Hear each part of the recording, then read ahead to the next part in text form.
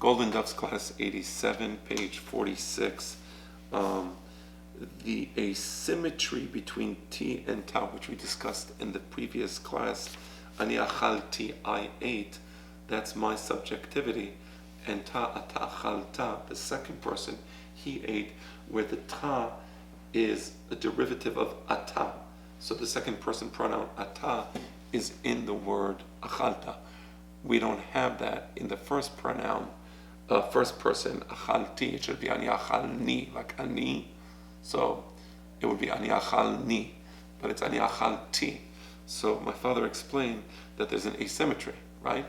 Because you have the first person doesn't have the pronoun in the word for I ate.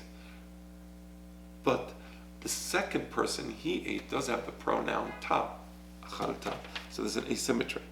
And the purpose of this asymmetry is to show the complete distinction between first and second person. This is really important for Hebrew epistemology and how we view ourselves, because there is this attitude, and to a certain extent it's discussed by Elias Canetti in Crowds and Power, where people like to be subsumed by others, right? Also Eric Fromm discusses this in The Art of Loving. So people want to be subsumed by others, and they don't want to express their individuality or achieve their individuality, because that's scary. That implies responsibility, right?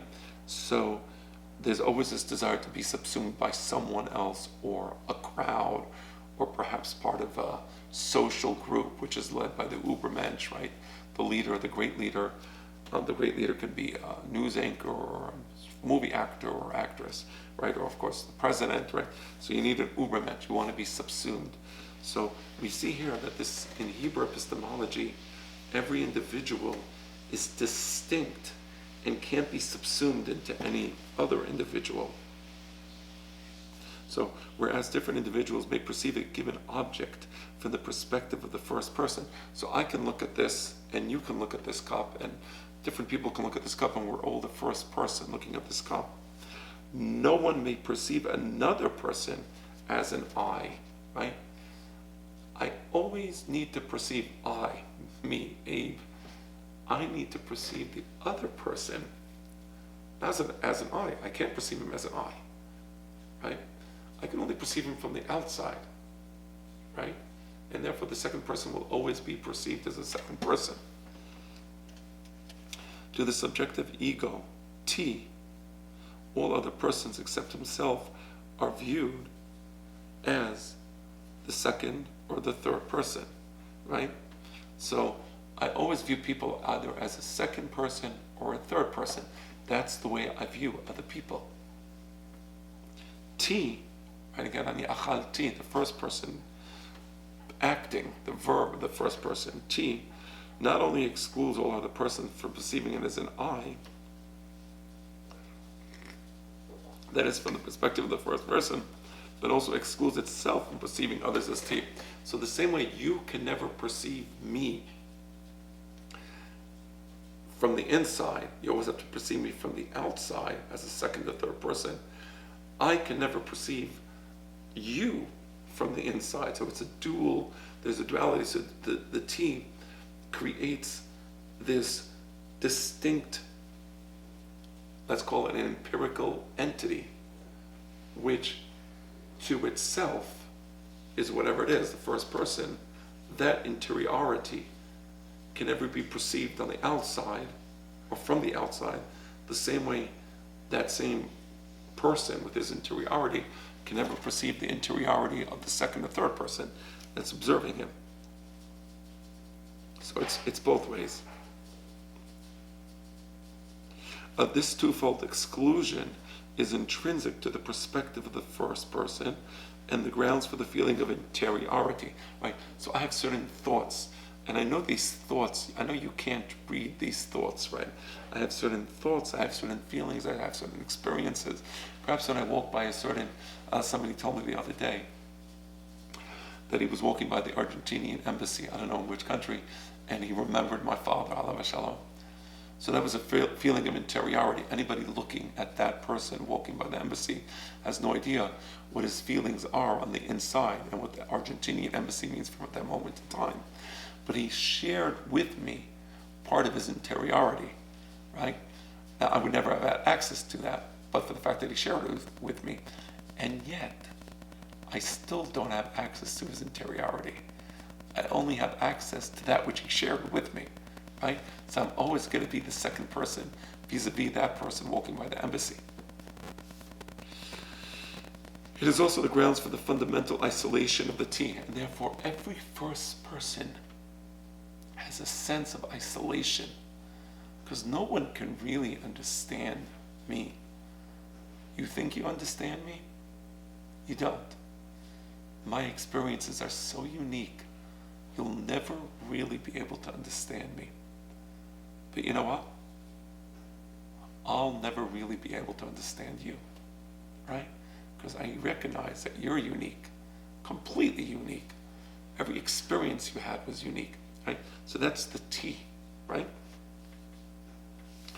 Linguistic subjectivity expresses this exclusive perspective. That's why you have the T, which is not a derivative of ani, ata, but it's its own, call it, conjugation, right? Right. When the speaker posits himself as subject, he's excluding all others from this perspective and himself from the perspective of others. So again, when I say ani ra'iti at the Argentinian embassy, I saw, I exclude you from that sentence. What I saw is what I saw. You didn't see it. So that person saw or remembered my father and certain feelings, right? Right? But similarly, I don't know what you're seeing when you see the Argentinian embassy. Maybe a person is walking by the Israeli embassy and he has a bad memory of Israel mistreated by the government, as many people unfortunately walk. So they walk by the Israeli embassy. Maybe when you walk by the embassy, you remember the vacation you had. Yeah, I remember Tel Aviv. The beaches were beautiful.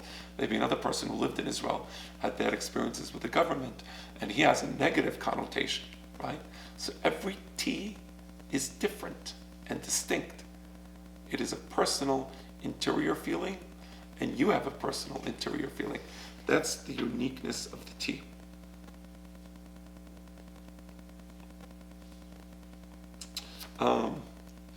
The addressee must be perceived externally. Now, if you want to speak to me, right, you're going to always see me as something external to you, right? You don't subsume me. As someone whose interiority can never be penetrated by the speaking subject. You have no right to assume that you know me. So part of the idea of the dictator or the tyrant is that he owns you and he subsumes you, right? And you don't have an identity. So in tyrannical regimes, they don't want you to have a unique identity. I believe that part of the reason that they insisted that everyone take the vaccine is not for medical reasons. And I'm not saying that the vaccine didn't have medical benefit. That's a different story. I'm not a doctor, and you all have doctors and you're all intelligent, and many of you took the vaccine and many of you didn't, and that's fine. I'm not making a medical comment as to the efficacy of the vaccine. That's not my purpose here, so please. I'm not anti-vax, pro-vax, and I'm not going to share with you whether I took the vaccine or not because it's irrelevant.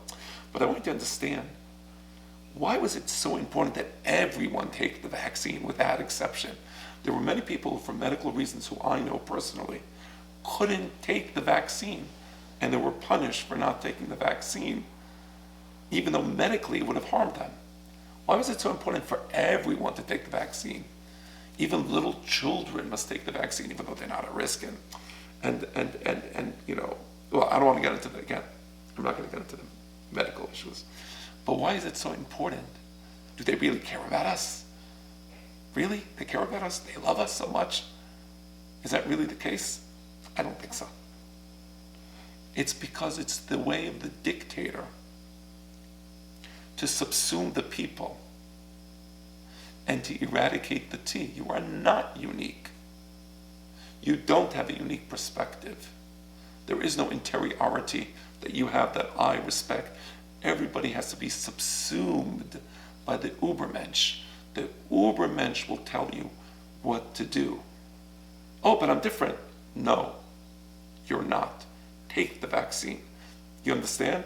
And again, not a medical commentary. Don't care about medicine. Many people needed to take the vaccine, and they should take the vaccine, and there's others apparently who couldn't take the vaccine and should not have taken the vaccine. That's medicine. I'm talking about the psychology of tyranny, right?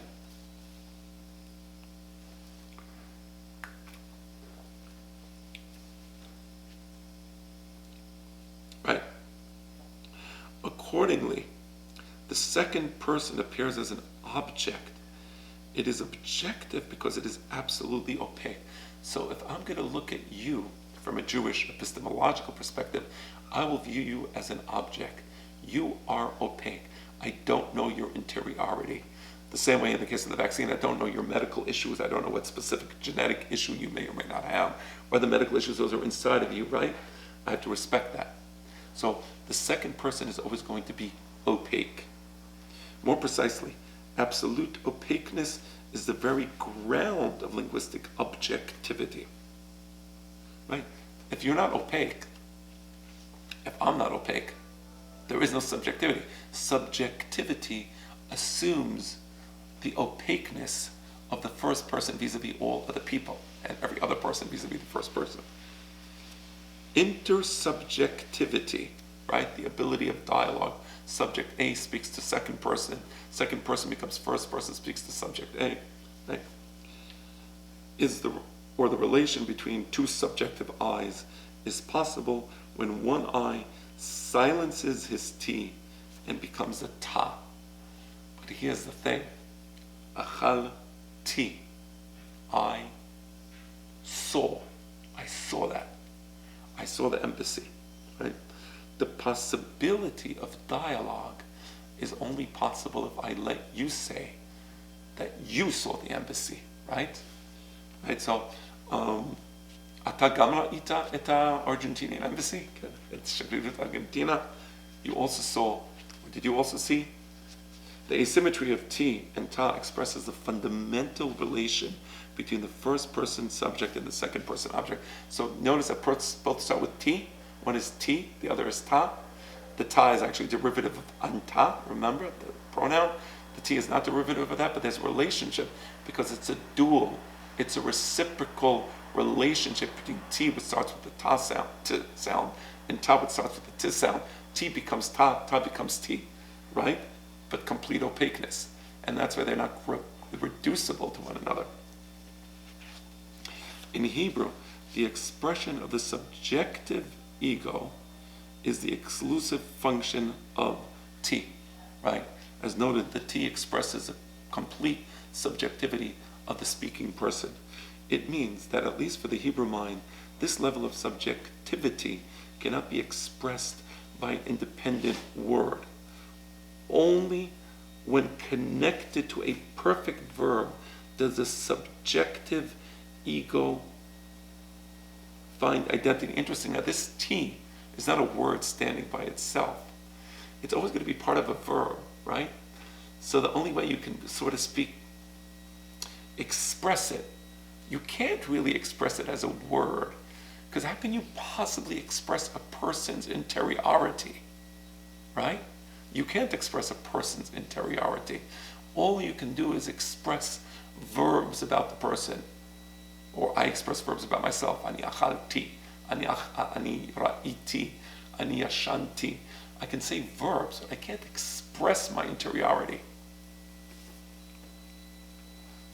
Within the context of our purpose, it will suffice to point out that the concept of subjective identity reflects a Semitic idea of a verb as a po'al, an action process. I will explain that last sentence in the next class.